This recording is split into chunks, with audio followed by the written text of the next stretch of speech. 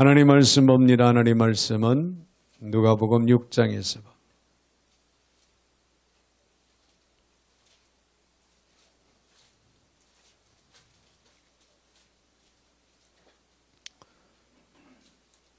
누가복음 6장 20절부터 26절까지 제가 받들어 봉독에 올립니다.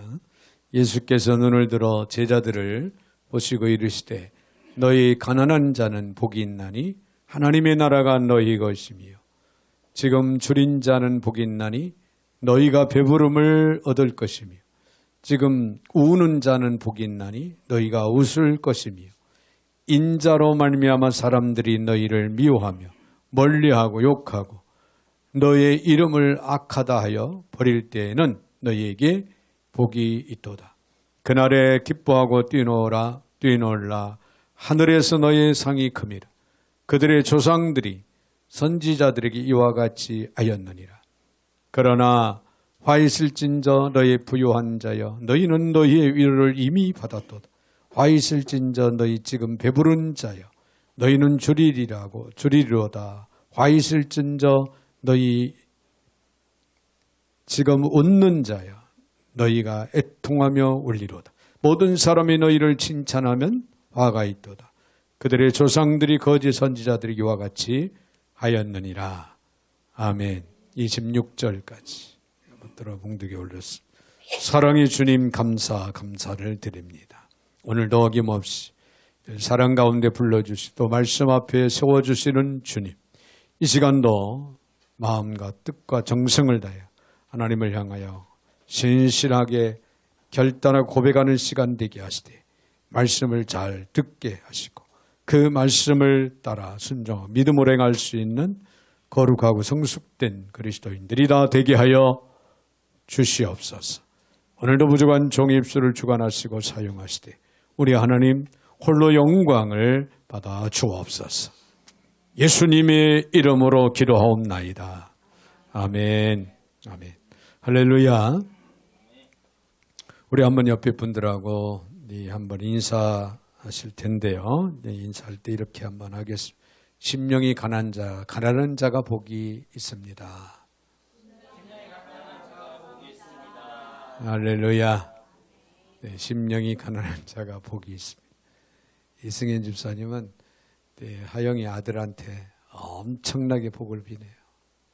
네, 심령이 가난한 자가 복이 있습니다. 했더니 손을 막 만지고 두 번, 세 번 그래요. 자식을 향한 부모의 마음. 여러분 심령이 가난한 자가 복이 있습니다. 할렐루야. 하나님이 우리를 향해서 그렇게 되어지기를 또 우리의 손을 만지고 또 만지면서 간절한 마음으로 오늘도 하나님께서는 소망하고 계시다는 것을 여러분이 믿으시기 바랍니다. 자, 이런 유머가 있습니다. 10나라 대표를 하는 10사람이 배를 타고 이제 항해를 합니다. 그런데 배에 갑자기 구멍이 나서 물이 스며들기 시작했어요. 그래서 그 10명이 다 타고 있으면 얼마 못 가서 배는 전복되고 만다는 거예요. 안에 7명 정도는 이제 가능한, 그렇게 구멍이 크게 나지는 않았기 때문에. 그런 가운데 3사람쯤은 없어야 나머지 7명이 살 수 있다. 이제 답이 그렇게 나온 겁니다. 누가 먼저 없어지나 서로가 이제 눈치를 봅니다. 이 중에 3사람은 없어져야 하는데 누가 먼저 없어질 것인가? 영국 사람이 제일 먼저 벌떡 일어났습니다. 벌떡 일어나서 대영국 제국의 자존심을 걸고 젠틀맨십을 발휘하기 위해서 내가 먼저 사라집니다 하고 바다를 향해서 풍덩 이제 다이빙을 해서 사라졌습니다. 두 번째로 미국 사람이 벌떡 일어나더니 우리도 카우보이 정신이 있습니다. 여러분을 위해서 내가 사라지겠습니다 하고는 바다로 풍덩 뛰어들더랍니다. 근데 2명이 사라졌죠. 근데 마지막 1명이 누가 사라질 것인가? 근데 3번째로 누가 일어났을까요? 한국 사람이 벌떡 일어났어요. 대한민국 만세 하면서 만세 삼창을 부르더랍니다. 만세 삼창을 부르더니 옆에 있는 일본 사람을 들어서 물속으로 던지더랍니다. 예. 여러분, 우리 민족이 발전하기 위해서는 우리의 삶에 대한 깊은 자기 비판, 자기 성찰이 절대적으로 필요하다는 거예요. 네, 우리가 이제 8.15 광복절을 보냈습니다만 아직도 우리는 일본 사람들에 대한 부정적인 그런 마음들을 없잖아 가지고 있는 것은 틀림없습니다. 그러나 여러분, 글로벌 시대에, 국제 시대에 우리는 한마음 한뜻으로 나아가지 않으면 이제는 세상이 전멸됩니다. 지금 열대야로 인해서 우리나라만 이런 어려움을 당하는 게 아니에요. 전 세계적으로 기후변화가 있어서 많은 어려움과 고통을 겪고 있다라고 생각을 한다면 여러분, 이제는 우리가 한 마음 되고 한 뜻이 되어서 이 시대를 잘 살아가야 된다. 네, 이런 마음을 갖기 위해서 무엇보다도 자기 성찰이 매우 중요하다. 자, 마태복음 5장에 보면은 이 팔복에 대한 말씀이 쭉 나와서 우리는 잘 알고 있습니다. 그래서 팔복설교로 유명하죠. 자, 그런데 오늘 본문에 누가복음 오늘 본문에는 4개의 복과 4개의 화에 대한 말씀이 기록이 되고 있습니다. 자, 여기서 누가는 예수님의 산상수훈의 그 팔복에서 강조하신 4가지 그 역설 인생을 여기서 소개하고 있는데요. 즉 누가복음에는 팔복이 아닌 4개의 복 그리고 4개의 화, 이 짝을 이루어서 등장하고 있는 그런 모습을 오늘 본문에서 우리는 찾아보게 됩니다. 자, 오늘 본문을 통해서 우리에게 주어지는 교훈의 말씀이 무엇일까요? 오늘 우리가 깊이 생각을 하고 잘 믿음으로 받는 지혜가 있어지기를 바랍니다. 먼저 우리가 생각할 수 있는 것은 가난한 자의 복과 부요한 자의 화라는 거예요. 가난한 자는 복이 있고 부요한 자는 화가 있을 것이다.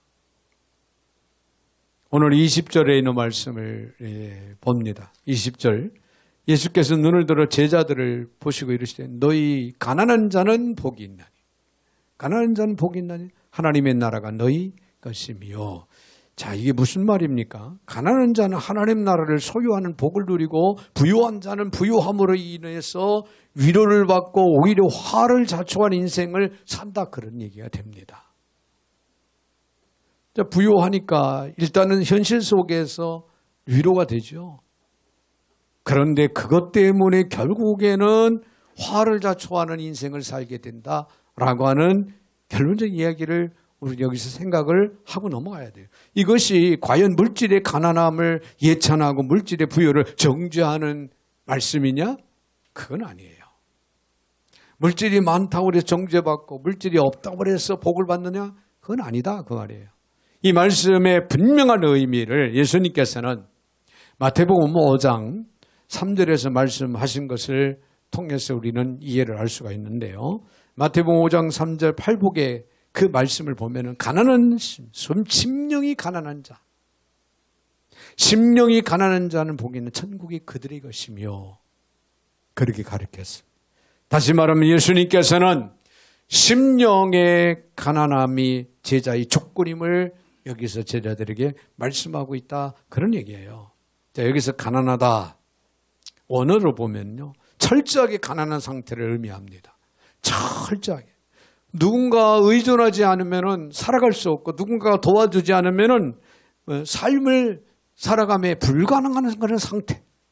철저하게 가난한 상태. 그런 사람들만이 하나님만을 의존하게 되고 그런 사람들이 바로 하나님의 다스림을 받는 복을 누린다, 그런 의미예요. 반대로 부유한 사람은 부유 그 자체에 취한 나머지 부유를 신으로 섬기게 되고 그것으로 위로를 삼기 때문에 하나님을 필요로 여기지 않는다는 거예요. 하나님을 뒤로하고 하나님을 잊어버리고 산다는 거죠. 왜? 먹고 살기에 풍부하고 넉넉하니까. 하나님을 필요로 하지 않는 삶 그 자체가 저주여 화가 된다고 하는 사실을 우리는 분명히 기억을 해야 됩니다. 여러분, 물질적으로 부자인 사람 중에도요, 심령이 가난한 사람 얼마든지 있습니다. 할렐루야. 네. 그는 물질이 있어도 물질을 의지하지 않고 하나님을 의지한다, 그런 얘기예요. 그런 사람은 영적으로 심령이 가난한 사람이에요. 심령이 가난한 사람. 심령이 가난한 사람. 네. 얼마 전에 다녀가신 영국의 그 선교사님 하시는 말씀이, 그 선교사님의 후배라고 하시는 분이 기업을 아주 크게 하신답니다. 그래서 기업을 크게 하셨어요. 회장이신데 그분이 그렇게 이제 영적으로 대학교를 영국에서 대학원 캠퍼스를 인수받아서 마지막 운영하자. 나는 돈을 벌 만큼 벌었다. 이 많은 돈을 가지고 갈 수 있는 것도 아니고 하나님의 기뻐하시는 일을 해야 되지 않겠느냐. 제발 좀 하자. 이렇게 부탁하고 사정하고 몇 차례를 거부했는데 또 깊이 생각을 해보니까 참 깊은 의미가 있고 또 이것이 하나님의 뜻이라면 하는 것이 도리다라고 생각이 돼서 허락을 해서 근본에 이제 한국에 나오셔서 만나서 구체적인 안을 이제 서로가 의논을 이야기하고 추진할 것을 이야기를 했다고 하는 그런 말을 들었습니다. 그래요. 물질이 많아도 하나님을 영화롭게 하나님을 기쁘시게 해드리고자 하는 그런 심령, 이런 심령들이 곧 가난한 심령이 가난한 자다. 성경에 나오는 대표적인 인물을 보면요, 우리는 아리마ddim 요셉을 봅니다. 아리마딤 요셉은 당시에 부자였습니다. 그래서 그는 자신의 새 무덤을 예수님의 무덤으로 드릴 수가 있었습니다. 그러나 물질의 부유함으로 거지 나사로를 종으로 부린 부자는 끝내 지옥에 떨어지고 말죠. 본래 나사로라고 하는 이 이름은요, 언어적으로 무슨 뜻이 있냐면 하나님의 도움이다. 하나님의 도움이라고 하는 그런 이름의 뜻이 있다고 합니다. 부자 주인은 나사로를 먼저 문 밖에서 구걸하고 있는 나사로, 그 나사로를 부를 때마다 하나님의 도움아 하고 이렇게 외치면서 놀리면서 자기에게는 그 하나님의 도움이 필요 없다고 생각을 하지 못했다는 거예요. 하나님의 도움이 없어 나는 살아갈 수 있다.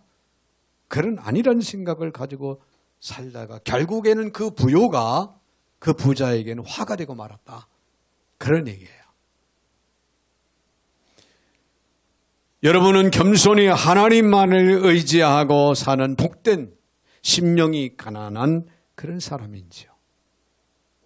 아니, 어떤 상황, 어떤 환경에 우리가 처하든 간에 우리는 하나님을 신뢰하고 믿고 의지하고 따라가는 심령이 가난한 자로서의 삶을 살아가기를 원하여 이 시간 마음에 결단 고백할 수 있는지, 아니면 하나님을 무시하고 사는 저주받은 부유의 인생을 이 땅에서 살아갈 것인지, 여러분은 분명한 마음의 결단과 고백이 있어야 될 줄로 믿습니다.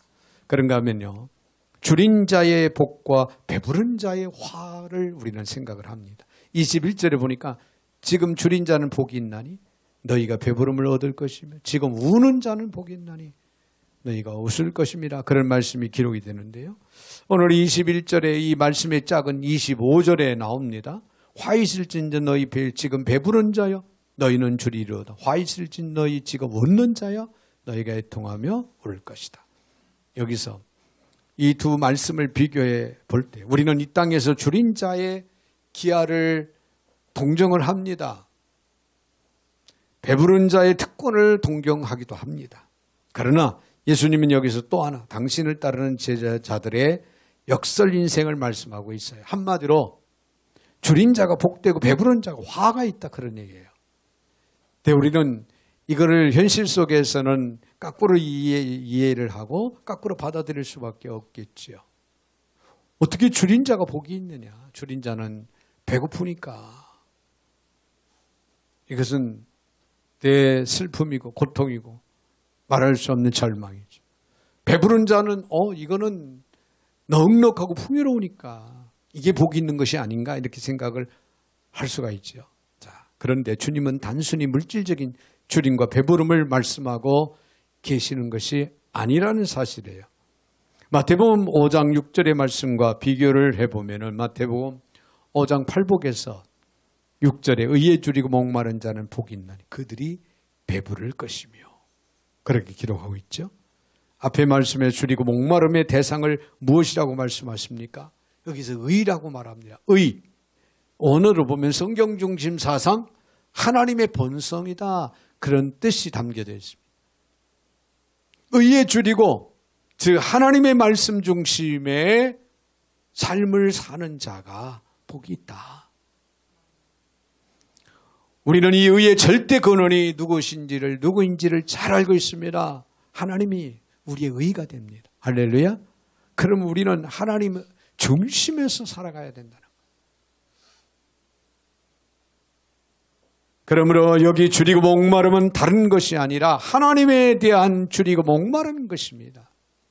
여러분, 하나님에 대한 목마름, 하나님에 대한 줄임, 줄이고 목마르게 하나님을 구하는 자들, 많이 하나님으로 인해서 배부름을 얻을 것이다. 그런 얘기예요. 여러분, 오늘도 사모하는 마음, 그리워하는 마음, 오늘도 사랑하는 마음으로 하나님을 찾고 하나님을 향하여 우리가 중심을 들여 예배하고 이런 심령들이 바로 의에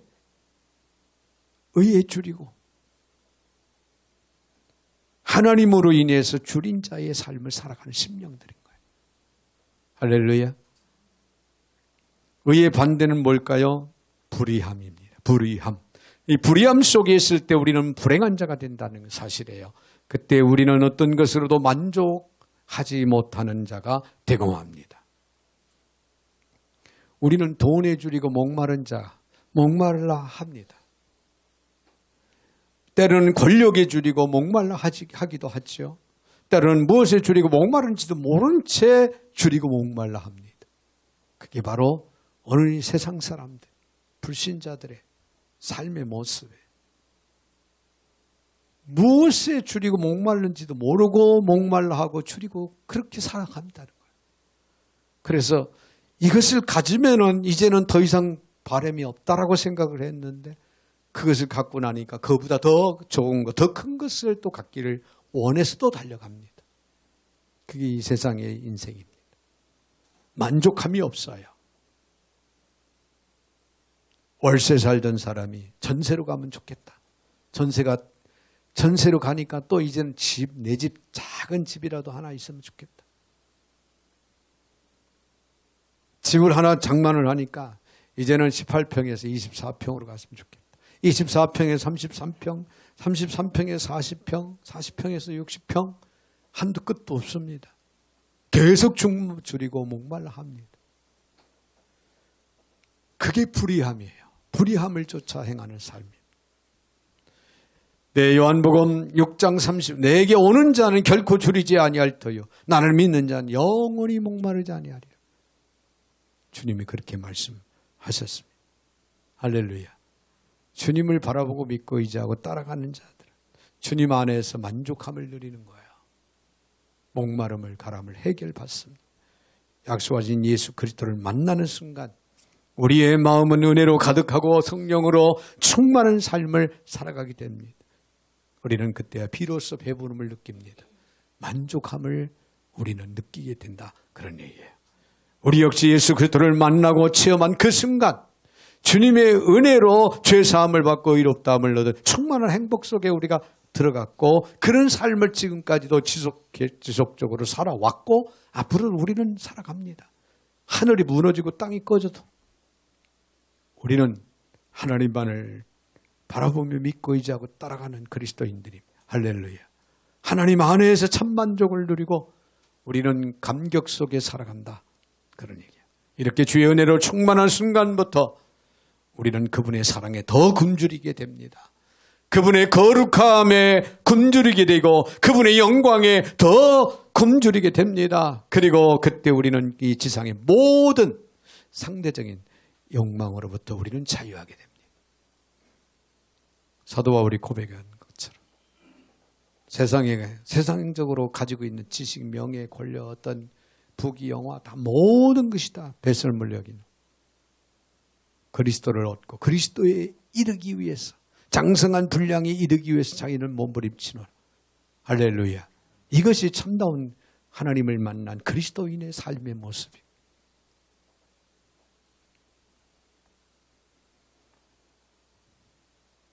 나와 하나님의 관계, 나와 그리스도의 관계보다 더 중요한 것은 아무것도 없다 그런 거 아니에요. 여러분, 잘 사는 사람들을 보면 부러움이 있죠?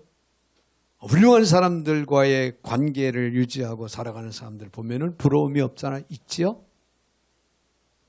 예수 안에서는 오늘 여러분의 삶이 가장 아름답고 고귀하고 행복한 삶이라는 것을 잊지 마시기를 바랍니다. 나를 향해서 하나님의 계획 속에 나를 인도하시고 오늘도 사랑하시는 하나님의 손길이 있는 한 우리는 부러울 것이 없는 겁니다. 이것을 경험한 자가 복된 인생이고 이것을 모르는 자는 저주받은 인생이다. 그런 얘기예요. 여러분 모두는 이 주리고 목마름, 이 복을 체험할, 누리고 살아가는 저와 여러분들이 되시기를 소망합니다. 자, 그런가 하면은요. 세 번째는 우는 자의 복과 웃는 자의 화에 대한 말씀이 21절 하반절에서 나옵니다. 자, 지금 우는 자는 복이 있나니 너희가 웃을 것이며 그런 말씀이 좀 나오죠. 근데 이 말씀의 짝은 25절 하반절에 나옵니다. 화 있을 진전 너희 지금 웃는 자여 너희가 애통하며 울리리로다. 웃는 자가 오히려 우는 현상이 이루어질 것이다. 자, 여기서 우는 자가 복이 있고 웃는 자는 오히려 애통하게 될 것이다. 역설적인 말씀이잖아요. 그렇죠? 웃는 자가 복이 있고 우는 자가 애통함이 있어야 되는데 오늘 주님은 우리에게 거꾸로 말씀합니다. 역설적으로 말씀하셔요. 우는 자가 복이 있다. 웃는 자는 애통함이 있을 것이다. 여기서 분명히 할 것은 이것이 그리스도인의 웃음이나 기쁨을 평가자를 하는 그런 말씀이 아니라는 거예요. 성경은 특히 성령의 열매로서 기쁨의 가치를 지속적으로 강조합니다. 그렇죠? 또 사도 바울도 항상 기뻐하라 그랬어요. 항상 기뻐하라. 어떤 상황 가운데서도 우리는 기뻐하는 삶을 살아가야 된다. 예수님도 요한복음 15장 11절에 내가 이것을 너희에게 이르면 내 기쁨이 너희 안에 있어 너희의 기쁨을 충만하게 하려 함이라. 할렐루야. 성경은 결코 여러분 짜증내고 울상하고 그리고 살아가는 자가 복이 있다라고 말씀하지 않습니다. 다만 울어야 할 때 울지 못하는 인생이 문제라는 사실이에요. 예수님은 지상 생애 중에 계시는 동안에 크게 성경적으로 보면은 3차례 우셨다라고 성경이 기록하고 있는 걸 우리가 찾아봅니다. 언제 우셨냐? 물론 예수님께서 마음으로 우시고 또 그 외에 형제들 간에 가족 간에 이렇게 우시는 날이 없잖아 있었겠는데 근데 복음의 사역을 위해서 크게 3번 기록을 하고 있습니다. 친구 나사로의 무덤 앞에서 예수님께서 우셨습니다. 그리고 죄로 말미암아 심판의 위기에 직면한 예루살렘 성을 바라보면서 눈물을 흘리셨습니다.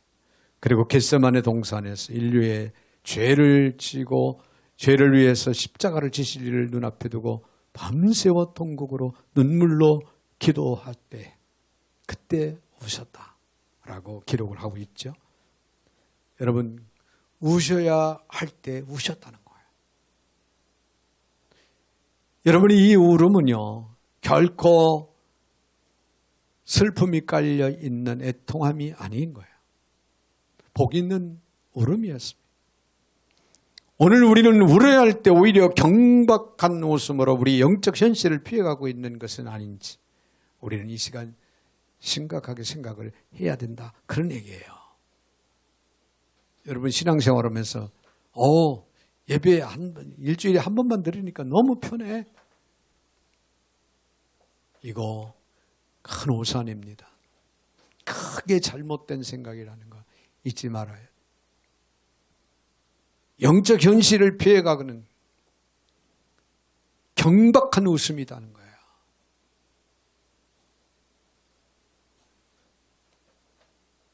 예수님이 이런 눈물과 웃음의 이유가 왜곡된 우리 세대를 향해서 주신 말씀을 우리는 분명히 기억을 해야 됩니다. 마태복음 11장 16절에 보면 이 세대를 무엇으로 비유할까 비유하건대 아이들이 장터에 앉아 제 동물을 불러 이르되 우리가 너희를 향하여 피리를 불어도 너희가 춤추지 않고 우리가 슬퍼 불어도 너희가 가슴을 치지 아니하였다 함과 같으니라. 여러분 이 말씀을 우리는 들을 때마다 경각심을 느껴야 될 줄로 믿습니다.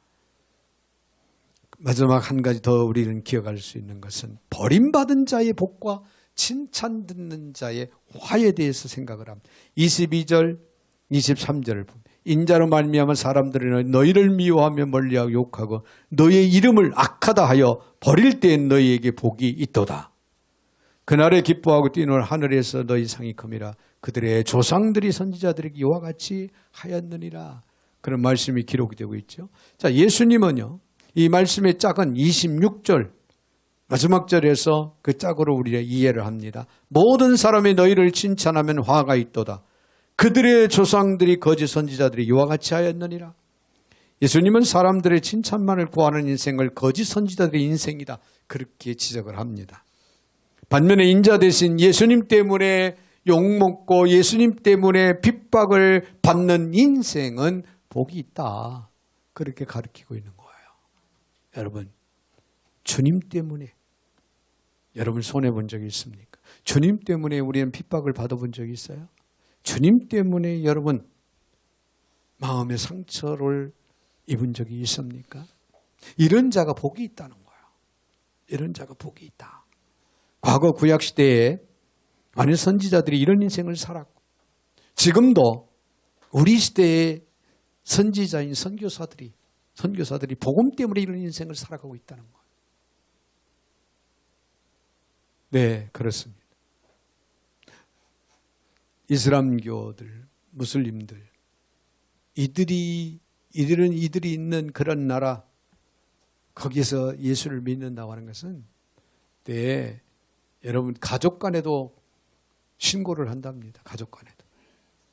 북한, 중국, 이런 나라들. 예수 믿는다고 가족 간에도 자녀가 예수 믿으면 부모가 신고하고, 부모가 예수 믿으면 자녀들이 신고하고. 여러분 복음 때문에 핍박을 당하고 복음 때문에 말할 수 없는 아픔과 고통을 느끼는 자들이 이 마지막 때 복이 있다. 그런 얘기예요. 2007년 4월 과거 기독교의 사역의 중심지인 소아시아 지금의 투르키의 구 터키에서 일어난 이 사건인데요. 2007년도니까 오래된 사건입니다만 그 사역 중이던 독일 선교사 틸만이라고 하는 선교사가 문서 선교를 하던 그런 가운데 있었고 현지 사역자들 또 2명이 역시 틸만 선교사와 함께 무슬림 청년 5명의 습격으로 결국에는 목숨을 잃게 되는 틸만 선교사님 무려 156번이나 칼로 찔림을 당했고 함께 했던 현지 사역자들도 예수님을 부인하면 살려준다는 위협을 당했지만은 끝까지 부인하지 않아서 결국엔 목이 잘리는 순교를 당했다고 합니다. 자, 그런데 그 사건 직후에 틸만 선교사님의 부인인 수산나 선교사가 공중 매체를 통해서 나는 저들을 용서합니다. 자기 남편을 무차이도 사살한 죽인 그 형제들을 용서한다고 공중 매체를 통해서 선포를 했습니다. 저들이 한 일이 무엇인지 모르기 때문입니다라고 그렇게 이 수산나 부인은 그렇게 고백을 했답니다. 이 용기 있는 선언에 힘입어서 이스탄불 광장에 당시의 현지 그리스도인 500여 명이 모였대요. 그들이 모여서 그들의 정체가 공개되는 그 위협을 무릅쓰고 우리도 그리스도다.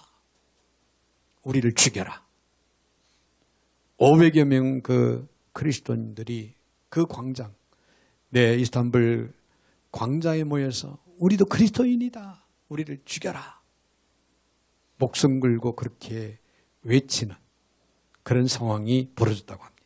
이들이 진정한 그리스도인, 이들이 진정한 그리스도의 제자들이에요. 이들이 진정한 복 있는 자들이었다라고 하는 사실입니다. 사랑하는 성도 여러분, 우리의 심령이 가난하고 의에 줄이고 목말라 하며 애통하는 자가 복이 있음을 우리는 알아야 됩니다. 이런 사실을 알고 깨달아서 바르게 살아갈 수 있는 오늘 저와 여러분이 되시기를 주의 이름으로 축원을 드립니다. 거룩하신 하나님 감사합니다. 심령이 가난한 자, 애통하는 자가 복이 있음을 저희들이 다시 한번 깨닫고 마음의 결단 고백할 수 있도록 은혜 주신 하나님, 저희들을 통해 하나님 영광이 드러나게 하시고 저희들을 통하여 하나님의 의의가 드러나게 하시고 저들을 통해 하나님의 기뻐하심을 이룰 수 있는 축복이 넘쳐나게 하여 주시옵소서. 예수님의 이름으로 축복하며 기도하옵나이다. 아멘.